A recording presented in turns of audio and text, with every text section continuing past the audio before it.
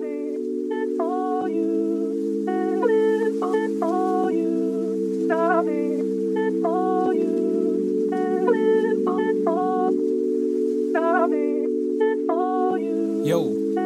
mic check.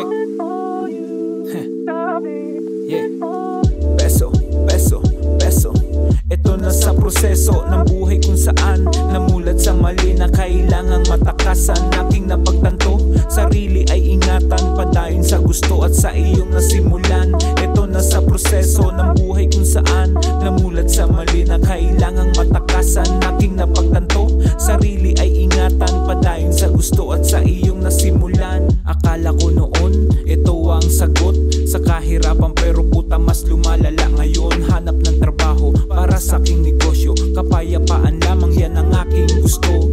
Ipon ng puhunan, bibenta ng bibenta, kukunin na ang pera, kukwenta ng kukwenta, paikutin lang ang benta. Iwas mo na sa gala hanggat may mapala at negosyo lumala. Sa paningin nila, malakas aking tama, di kailangan sumindi, natural aking tama. Akala ng iba, ako daw ay ng iba, eto talaga ang tama, ba't ako mag-iiba?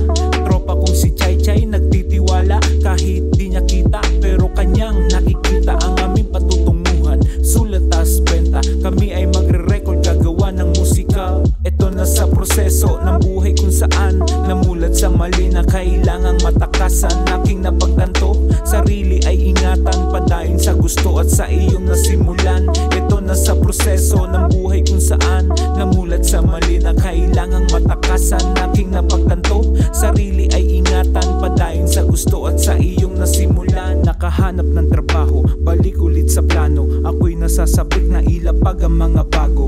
Kulay ng damit, bago na disenyo, ilabas ang angas gamit aking talento. Kunan ng litrato para kita ng klaro ang iyong suporta, nakatatak sa isip ko. Sarili tinanong, magulo ba ang mundo o sadyang tayo lang talaga ang may gusto? Sa dami ng problemang pinagdaanan, ingiti lang at tumingala sa kalangitan, padayon sa mga planong nakakabuwang. Sakripisyo ang kailangan sa ginagalawan.